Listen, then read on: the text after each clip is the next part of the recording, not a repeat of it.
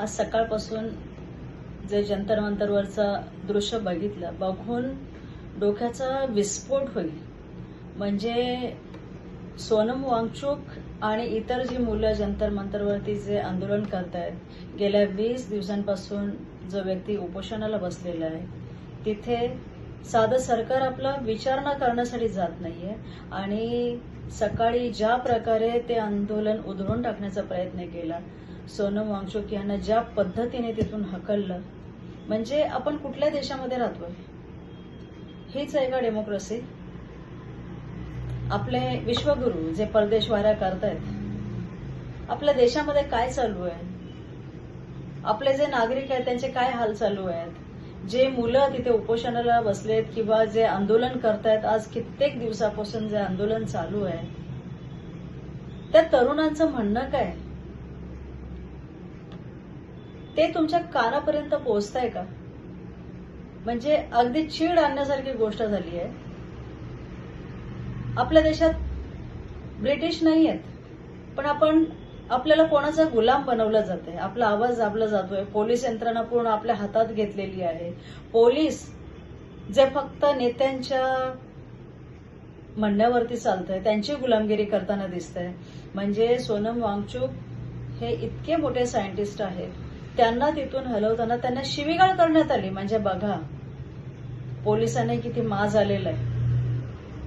त्यांना शिव्या घालण्यात आल्या.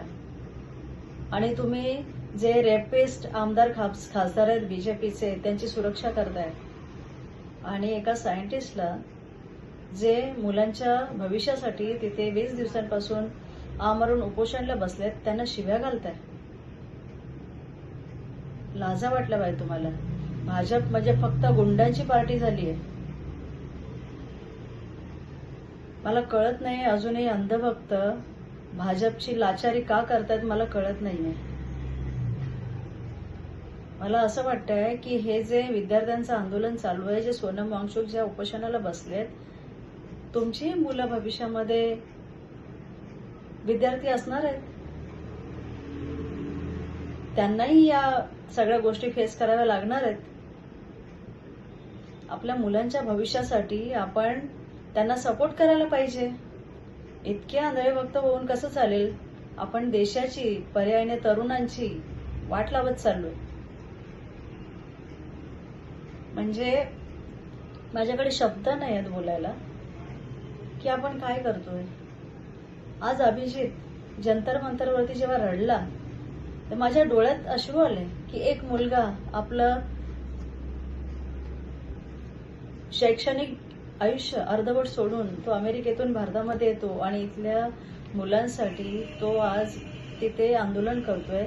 त्या आंदोलनाला सोनम वांगचुकांनी पाठिंबा देऊन तिथे उपोषणाला बसते.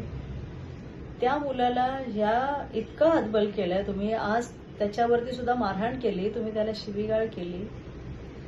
आजपासून अभिजित सुद्धा उपोषणाला बसलाय. आज तो मुलगा तिथे बसून रडला. म्हणजे या भाजप सरकारला काय हवंय? तुम्हाला नक्की पाहिजे काय? देशाचं हित म्हणताय, ते नेमकं काय? हेच आहे का ते देशाचं हित? जे भाजपचे जे कार्यकर्ते असतील किंवा जे अंधभक्त आहेत ना, ज्यांना अजूनही वाटतंय की मोदी है तो मुमकिन है, देशाची बर्बादी मुमकिन है, तरुणांचा जीव गेला मुमकिन है, देशात महागाई मुमकिन आहे, देशाची जगामध्ये बेइज्जती मुमकिन आहे. आज एवढा मोठा सायंटिस्ट, काय बोलायचं? काय बोलायचं? म्हणजे दडपशाही चालू आहे. आपला देश हुकुमशाहीकडे वळलेला आहे. म्हणजे यांना जे पाहिजे ते करायचंय. तुम्ही परदेशवाऱ्या करताय, तिकडे ठहाके मारून हसताय, पण आपल्या देशामध्ये एक सायंटिस्ट इतक्या दिवसापासून उपोषणाला बसलाय. आपल्या देशातले तरुण, संपूर्ण देशातला तरुण जे जंतर मंतरवरती इतक्या दिवसापासून आंदोलन करतोय, त्याची साधी विचारणा करायला मोदीजींकडे वेळ नाहीये. पण तेच मोदीजी, आठवतं का शाळेमध्ये जाऊन मन की बात करायचे? कसली मन की बात करते तुम्ही?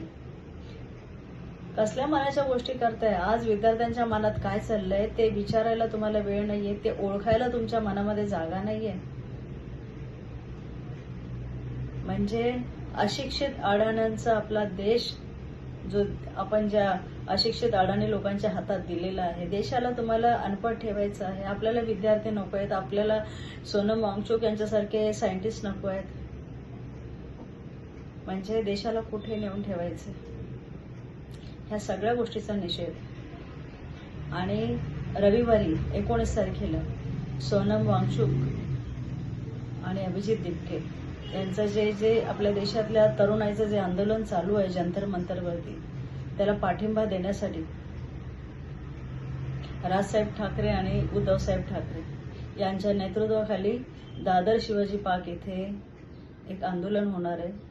तेव्हा या माध्यमातून सगळ्यांना विनंती आहे की आपणही घरात नको बसूया, आपणही इथून आपला पाठिंबा दर्शवूया. तेव्हा 19 तारखेला रविवारी दुपारी 4 वाजता सगळ्यांनी दादर शिवाजी पार्क येथे जमा आणि या आंदोलनाला सपोर्ट करा. जंतर मंतरवरच्या सगळ्या तरुणांना इथून मी सांगते की आम्ही सगळे तुमच्या पाठीशी आहोत. बघू, जे होईल ते होईल.